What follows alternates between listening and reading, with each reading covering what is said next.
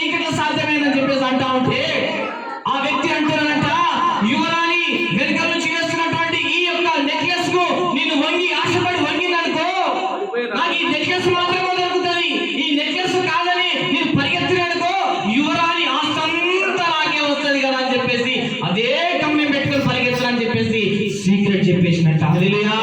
చూస్తున్నావు బిడ్డ, ఈ రోజు నువ్వు దేవుని బిడ్డ కరెక్ట్ గా భక్తి మార్గంలో నడుస్తా ఉంటే నీకు కూడా అపవాది గారు ఏదో ఒక వస్తువు వేసుకోవాలి కింద, ఏదో ఒక నెక్లెస్ రూపంలో, కడియం రూపంలో, గాజు రూపంలో ఏం చేస్తున్నాడు, ఒక వస్తువు వేసి పరిగెత్తుతున్నాడు, పరలోక రాజ్యం గురించి గమనం చేస్తున్నాడు వాడు. హల్లెలూయా.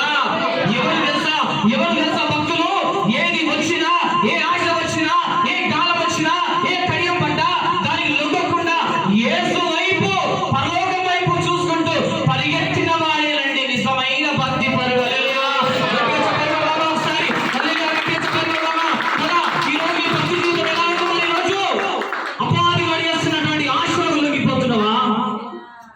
అపవాది వాడు చేస్తున్నటువంటి పిచ్చి పిచ్చి కోరికలు లొంగిపోతున్నావా? అపవాది వాడు చేస్తున్నటువంటి పిచ్చి పిచ్చి తలంపులకు లొంగిపోతున్నావా? అపవాది వాడు చేస్తున్నటువంటి పిచ్చి పిచ్చి ఆలోచనలకు లొంగిపోతున్నావా? ఎక్కడ లొంగిపోయి నువ్వు పడిపోయినవా ఇంతకుముందు? కానీ నా దేవుడు నీతోనే మాట్లాడుతా ఉన్నాడు బిడ్డ. హల్లెలూయా. నీవు దేవుని గురించి మాట్లాడుతా ఉన్నాడు. నువ్వు నరకం దేవునికి ఇష్టం లేదు కాబట్టే మాట్లాడుతా ఉన్నాడు. ఇకనైనా మనం ఎలా ఉండాలంట? భక్తి కలిగి జీవించాలంట. హల్లెలూయా. మన భక్తి మార్గంలో మనం నడుచుకోవాలంట. భక్తితో జీవిస్తా ఉంటే దేవుడు ఏం చేస్తా ఉంటాడంట? అందరం పైన కూర్చొని వెళ్తా ఉంటాడంట. హల్లెలూయా కదా. ఎన్ని మార్లు పడిపోయామండి మనము, ఎన్ని మార్లు పడిపోయాము. ఎక్కడెక్కడ పడిపోయినామో మనం భయం లేకుండా, ఎక్కడెక్కడ మనము సాక్ష్యం పోగొట్టుకున్నామో భయం లేకుండా, ఎక్కడెక్కడ మనము మన జీవితాన్ని పోగొట్టుకున్నా మనం భయం లేకుండా.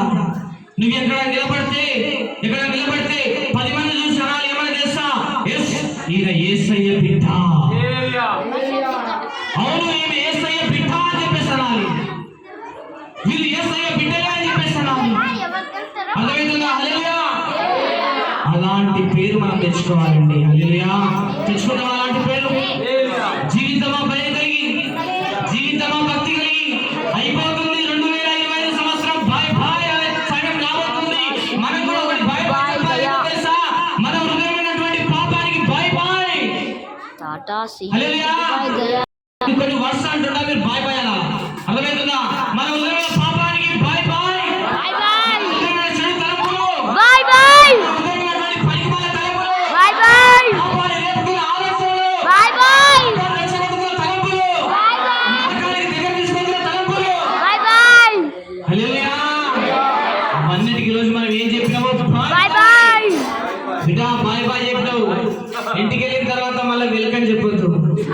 ఈడ నువ్వు దేవుని సన్నిధిలో ఉన్నా కాబట్టి నువ్వు బాయ్ బాయ్ అన్నా నీ దగ్గర రావాలి, టాటా అన్నా నీ దగ్గర రాదు. ఇంటికి పోయిన తర్వాత బ్యాగ్ తీసి తాళం తీసి ఇంట్లోకి పోయిన తర్వాత అప్పుడు వస్తుంది. ఏమైనా నువ్వు బాయ్ బాయ్ అన్నా నీకు ఏం తక్కువ వేసి బాయ్ బాయ్ అంటున్నావు? ఎందుకు బాయ్ బాయ్